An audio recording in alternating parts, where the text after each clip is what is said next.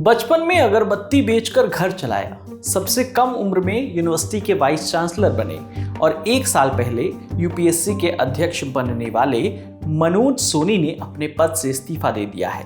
मनोज सोनी प्रधानमंत्री नरेंद्र मोदी के करीबी भी माने जाते हैं। तो आखिर ऐसा क्या हुआ कि उन्हें अपना कार्यकाल खत्म होने से 5 साल पहले ही इस्तीफा देना पड़ा? क्या यूपीएससी पर लगातार लग रहे आरोप इसकी वजह हो सकते हैं? क्या इस इस्तीफे की वजह पूजा खेड़कर विवाद है? सब कुछ सिलसिलेवार तरीके से समझते हैं। 16 मई 2023 को मनोज सोनी ने यूपीएससी के अध्यक्ष के रूप में शपथ ली। अध्यक्ष का कार्यकाल 6 साल का होता है, लेकिन मनोज ने 1 साल 2 महीने बाद ही इस्तीफा दे दिया, यानी अपना कार्यकाल खत्म होने से 5 साल पहले ही। इस्तीफे के बाद मनोज को लेकर तमाम बातें हुई। दरअसल मनोज के कार्यकाल के दौरान ही आईएएस ट्रेनी पूजा खेड़कर, आईएएस अभिषेक सिंह समेत कई आईएएस विवादों में रहे। इसे लेकर यूपीएससी पर भी तमाम सवाल उठाए गए। कांग्रेस लीडर और राज्यसभा सांसद जयराम रमेश ने कहा कि मनोज को यूपीएससी से जुड़े विवादों के बीच पद से हटाया गया है, लेकिन आज तक की रिपोर्ट के मुताबिक मनोज ने निजी कारणों का हवाला देते हुए इस्तीफा दिया है। मनोज का कहना है कि इस्तीफे के बाद वो सामाजिक और धार्मिक कामों पर ध्यान देंगे। उन्होंने 14 दिन पहले ही अपना इस्तीफा कार्मिक विभाग यानी डीओपीटी को भेजा था। हालांकि उनका इस्तीफा अभी स्वीकार नहीं हुआ है। ये तो थी उनके इस्तीफे की बात। अब जानते हैं कि मनोज सोनी कौन है, आखिर वो अक्सर चर्चा में क्यों बने रहते हैं। सपनों की नगरी मुंबई की सड़कों पर कपड़े बेचने वाले एक फेरी वाले भुलेश्वर के घर में मनोज का जन्म हुआ। मनोज 5वीं क्लास में थे तब उनके पिता का निधन हो गया। न्यूज लॉन्ड्री की रिपोर्ट के मुताबिक इस हादसे के बाद मनोज के घर का खर्चा चलाने के लिए अब कोई नहीं बचा था, इसलिए कम उम्र में ही उन्होंने घर और अपनी पढ़ाई का खर्चा उठाने के लिए मुंबई की चौल में अगरबत्ती बेचना शुरू कर दिया। जैसे तैसे पैसे कमाकर 11वीं तक की पढ़ाई की, लेकिन 12वीं में फेल हो गए।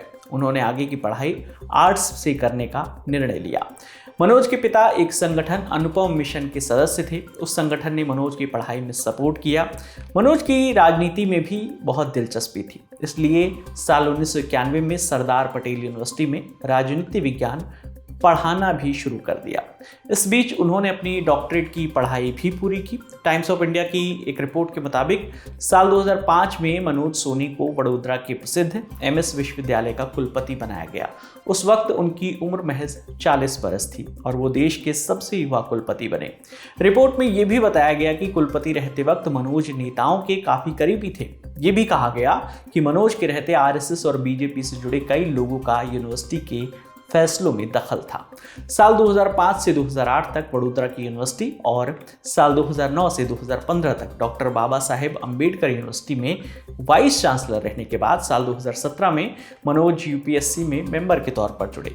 मनोज सोनी प्रधानमंत्री नरेंद्र मोदी के भी करीबी माने जाते हैं। सोनी स्वामीनारायण संप्रदाय नाम के एक संगठन से जुड़े हुए हैं। संगठन के प्रमुख स्वामी महाराज से पीएम मोदी का खास जुड़ाव था। इसका अंदाजा इसी बात से लगाया जा सकता है कि उनके निधन के बाद प्रधानमंत्री मोदी गुजरात चले गए थे। मोदी का संगठन से जुड़ाव भी उनकी और मनोज की करीबी की एक वजह मानी जाती है। मनोज सोनी को जब यूपीएससी का अध्यक्ष बनाया गया तब भी उनके बीजेपी से करीबियों पर सवाल उठे। उस वक्त एक आईएएस अधिकारी जितिन यादव ने ट्वीट करते हुए लिखा था कि एक स्मार्ट उम्मीदवार न केवल साक्षात्कार के लिए अच्छी तैयारी करता है बल्कि यूपीएससी के अध्यक्ष और साक्षात्कार बोर्ड के प्रमुख सदस्यों की पृष्ठभूमि जानने की भी कोशिश करता है। इसके बाद जितिन ने कुछ नाम लिखे जिसमें पहला नाम मनोज सोनी का था, लेकिन अब मनोज सोनी ने अपने पद से इस्तीफा दे दिया है। अब देखना ये होगा कि उनका इस्तीफा स्वीकार किया जाता है या नहीं और उनके इस इस्तीफे के पीछे की असल वजह क्या है। इस पूरी खबर पर आपकी जो भी राय है आप हमें कमेंट सेक्शन में ज़रूर बताइएगा। आपके लिए तमाम जानकारी लेकर आए थे हमारे साथी रक्षा। मेरा नाम है विकास वर्मा। देखते रहिए दी ललन टॉप। शुक्रिया।